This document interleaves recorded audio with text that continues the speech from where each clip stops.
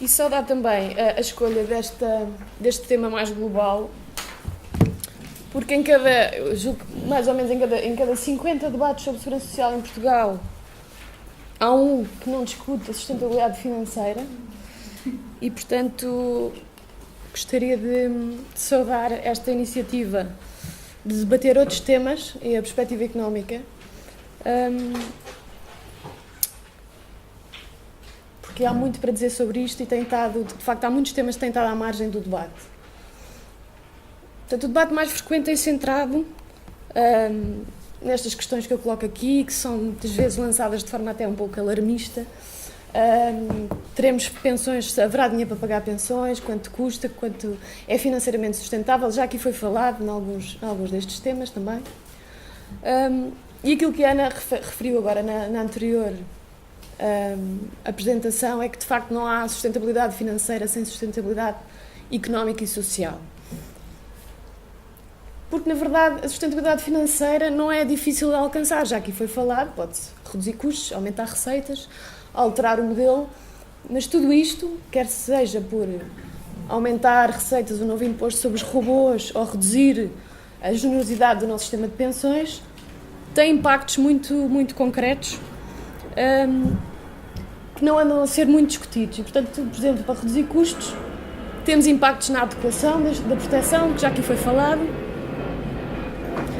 na coesão social, na pobreza e nas desigualdades, e muitas vezes, quando se fala na redução de custos ou na alteração de modelos para modelos mais sustentáveis financeiramente, omite-se a discussão de que impacto na pobreza, que impacto nas desigualdades, do lado das receitas, por exemplo, que impacto nas finanças públicas, nos custos de trabalho, no rendimento disponível das famílias ou na equidade intergeracional. Mas esta secção aqui do lado direito, a questão dos impactos disto tudo, remete para outros temas e para outros debates que, no meu entender, têm estado bastante mais à margem. E eu queria trazer aqui uma frase que eu gosto muito do Anthony Atkinson, que é uma crítica aos economistas, porque muitas vezes na discussão em torno dos equilíbrios financeiros perde-se de vista os propósitos originais. Para que é que serve? Para que é que foi pensada a segurança social? E o Atkinson critica os economistas porque diz que a análise económica muitas vezes foca-se demasiado no impacto do estado de previdência ou do estado de bem-estar no desempenho económico, negligenciando quase por completo as funções que esse mesmo estado social deve cumprir. E, portanto, qualquer decisão sobre as políticas do estado de previdência, do estado de bem-estar, exige que olhemos para que serve efetivamente este estado de bem-estar. E, portanto, antes de passar para a relação com a economia, recordar aquilo que são as funções até identificadas por Atkinson neste mesmo texto, nesta intervenção em 99.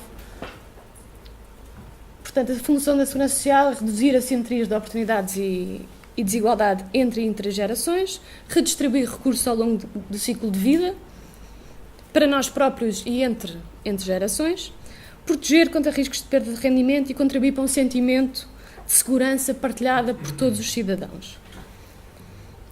Mas para além destes propósitos, há ainda outros benefícios e interações a ter em conta, e eu queria passar para este tema, portanto, abordar estas interações da economia com a segurança social numa perspectiva mais holística, se calhar, do que aquela que os meus colegas abordaram. Vou repetir algumas das dimensões, mas há outras que ainda não foram aqui faladas e têm sido bastante secundarizadas, e eu acho que é importante trazer para o debate. Em primeiro lugar, não nos podemos esquecer que o desenho de um determinado sistema de segurança social emana sempre de um determinado contexto económico. Portanto, a economia tem determinadas características, um perfil de especialização, modelo económico, um determinado mercado de trabalho que funciona de determinada forma, com determinadas relações laborais, e é uma determinada economia que vai condicionar também a própria arquitetura do sistema de segurança social, o seu modelo de financiamento, o tipo de riscos que são cobertos, o universo de abrangidos e o nível de proteção. E, portanto, a economia tem logo à partida, obviamente a par de outros fatores culturais, sociais, impacto na forma como desenhamos, ou foi desenhado e vai sendo adaptado ao longo dos anos o sistema de segurança social. Mas depois, por sua vez, a segurança social também tem impacto económico, e é esta dimensão que eu queria aqui explorar um pouco mais, e tem impacto a vários níveis. Existe aquilo que se chama a função de estabilização da economia.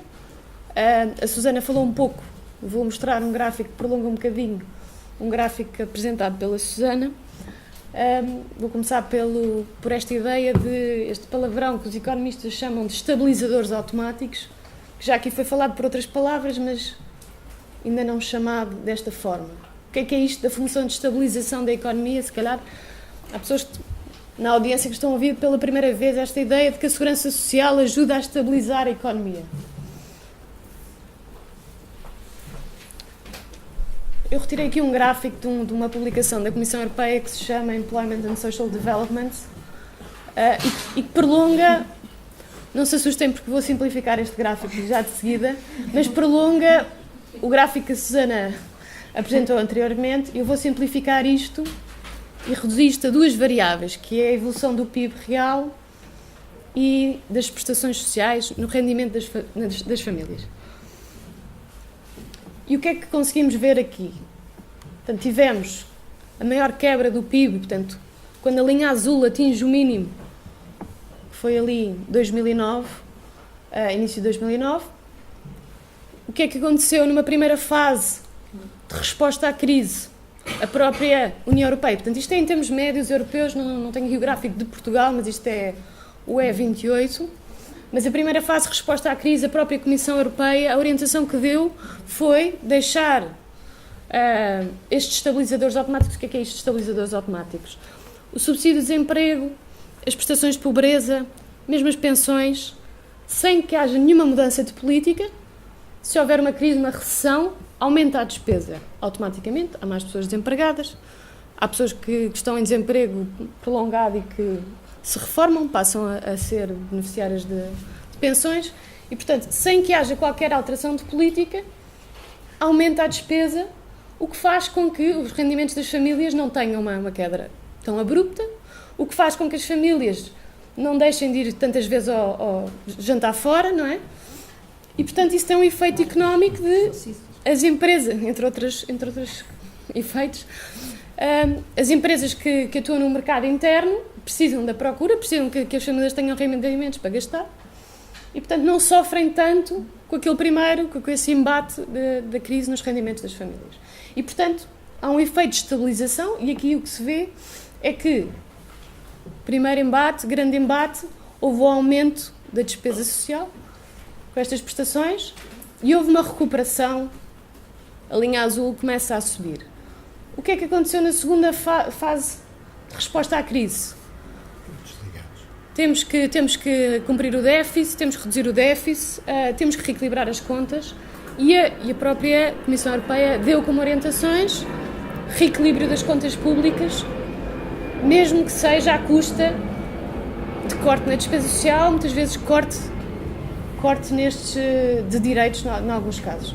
E, portanto, o que temos ali no gráfico mais comprido é a evolução em W, chamada em inglês o Double Dip Recession. Estava tudo aí tão bem e de repente caímos outra vez e há uma segunda quebra grande, como se pode ver ali de seguida.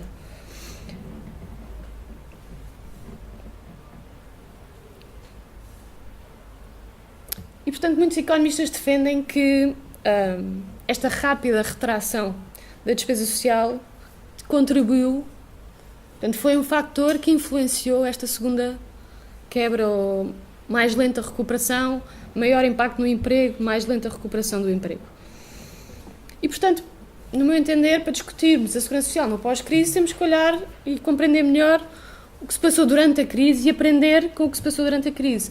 E uma das coisas que eu pergunto é quanto é que vale a segurança social, quanto é que vale esta função de estabilização da economia. Há poucos estudos sobre isto, há pouca quantificação e é um dos aspectos que eu acho que é pouco discutido, pouco quantificado, quando discutimos, por exemplo, mudanças de sistemas, mudanças de modelo de financiamento, redução, mudança para contas individuais, o que seja. E, portanto, interessava perceber quanto é que isto vale e também quanto é que vale em termos de perda de confiança no sistema em consequência desta volatilidade e deste corte de direitos. E agora o novo pilar social dos direitos europeus e a importância da estabilidade e da confiança é das bases da segurança social e, portanto, não podemos estar... estas oscilações têm também custos para a confiança que as pessoas têm no sistema. Mas também a segurança social tem um impacto no emprego, tem um impacto direto e um impacto indireto. Tem um impacto direto porque há a criação direta de postos de trabalho na área social, quer seja emprego público, quer seja cofinanciado, apoiado pelo Estado. Há também o impacto indireto porque, como falei há pouco, o impacto no consumo tem impacto na procura dirigida a produtos e serviços de empresas que empregam em Portugal e, portanto, também tem um impacto indireto no emprego. Por sua vez, isso gera outros efeitos, que é tudo o que é impacto no emprego gera contribuições para o Estado e o consumo gera também receitas fiscais e a produção gera também receitas fiscais. Portanto, há uma série de impactos que não estão quantificados, que interessava perceber melhor e quando se falam de alterações na arquitetura dos sistemas, etc. Isto é um importante contributo também para a economia. Mas também há outra dimensão, que os economistas também gostam muito de falar, que é a alteração de conjunto de incentivos, de instruções de comportamentos, que advém também do papel, de facto, grande da segurança social na economia, do peso na economia. Fala-se pouco que o facto de haver uma malha de proteção social, chamada safety net, faz com que as pessoas tenham melhor capacidade de planear o futuro. E o impacto na natalidade foi, por um lado, em Portugal, a imigração, mas, por outro lado, os jovens que têm empregos precários e que não sabem o dia da manhã e vão adiando as opções de ter filhos e depois, quando decidem ter filhos, já têm 30 e tal anos, já só têm um em vez de terem dois, não têm dinheiro para ter 2 filhos na creche. E, portanto, esta capacidade de planear o futuro advém do facto de nós termos uma rede de proteção social. Mas também temos maior capacidade de correr riscos, e isto é decisivo na área do empreendedorismo. Mas também, outro aspecto que é pouco falado, facilita ajustamentos empresariais. Um empregador tem mais facilidade em reduzir a sua força de trabalho, ajustar, dispensar um trabalhador, sabendo que o Estado há um esquema de proteção que não deixa essa pessoa completamente sem recursos, não é? E, portanto, isto também é um fator de competitividade e é importante encarar a segurança social também como competitividade e não só como despesa e peso. Depois há outro efeito também nos comportamentos, que é os sistemas serem mais ou menos generosos, influencia comportamentos naturalmente. Se os benefícios são fixados em patamares muito elevados, podem desincentivar a procura de trabalho, por exemplo, a poupança, etc. Portanto, a forma como os benefícios são definidos e a generosidade desses benefícios afeta, quer dizer, se tivermos um rendimento social de inserção, que muita gente critica, próximo do salário mínimo, claro que o incentivo à procura de trabalho de saída dessa situação de beneficiário vai ser muito diminuto. Tenho que acelerar. E o mesmo para os seus benefícios forem fixados de forma muito, muito baixa, há um desincentivo também a contribuir para o sistema, porque a expectativa de benefício será baixa. Chegando aqui mais à parte final, queria então retomar esta interação economia com segurança social, já que ouvimos falar que a economia é uma realidade dinâmica, ouvimos falar também nas questões da digitalização e da robotização, o crescimento das relações atípicas de trabalho, e hoje os jovens, especialmente em Portugal, afeta sobretudo os mais jovens, têm vínculos com o mercado de trabalho muito mais precários do que os seus pais tiveram ou têm. E, portanto, se os sistemas de segurança social não forem capazes de se adaptar aos novos riscos e às novas realidades, isso gera muitos problemas e é um debate que também ainda está a dar os seus primeiros passos. Tem-se discutido muito o futuro do trabalho, a questão da robotização, tem-se ligado pouco a segurança social com o futuro do trabalho. Parece que às vezes os debates são separados. E esta ausência de resposta e de debate tem muitas implicações, porque, por exemplo, pode acentuar esta divisão, ou muitas vezes se fala nos insiders-outsiders, a distribuição destes direitos, dos direitos sociais pela população, e os jovens estão a ser especialmente afetados por isso. A ciência política explica também que, se calhar, os mais velhos, aqueles que estão mais sindicalizados, aqueles que estão mais organizados, conseguem, de facto, lutar mais pelos seus direitos e salvaguardar mais os seus direitos. Os jovens, e esta pulverização, esta uberização, uma das dificuldades da uberização é que é difícil os trabalhadores organizarem-se. Porque, ora, um dia estão ali, estão naquela empresa, depois passam para a outra, e, portanto, há poucas formas de representatividade também dos jovens, e isso é problemático. E, portanto, na ausência de adaptação, isto tem um impacto na adequação, que já aqui foi falado, gera novos fatores de risco e de exclusão, e também, o que também aqui foi falado, novos desafios para a sustentabilidade, porque aquilo que a Susana frisou e bem, a erosão da base contributiva, não é? Se passarmos aqui a ter muitos robôs a substituir mão de obra. E, portanto, mesmo, último slide, eu aproveitei esta perspectiva económica para trazer aqui temas que eu acho que andam a ser pouco discutidos. Não quero dizer que a sustentabilidade financeira não seja complexa, exigente e deva ser discutida, mas quando, no meu entender, tem que se abordar a segurança social numa perspectiva mais holística, perceber estas interações todas, medi-las, quantificá-las, perceber o que é que está aqui em causa quando propomos alterações do sistema e, portanto, lanço aqui, aproveitando também estar aqui em contexto universitário, uma lista de temas para reflexão. O que é que aprendemos com a crise? Quanto vale a função de estabilização macroeconómica da segurança social? Que impacto tem a segurança social no emprego em Portugal? Que despesa social regressa ao Estado sob a forma de impostos e contribuições? Qual o contributo da segurança social para a competitividade económica? Como pode a segurança social ser reforçada a apoiar mais a natalidade, porque é um aspecto-chave na resolução de muitos problemas com que nos vamos confrontar? Qual o impacto das opções de reforço da sustentabilidade financeira na sustentabilidade social, portanto, na dimensão social e económica, na pobreza e nas desigualdades? E, por fim, como devemos adaptar a nossa segurança social para que dê resposta aos novos desafios de um mundo de trabalho cada vez mais digital, mais robotizado e mais global. Muito obrigada pela vossa atenção.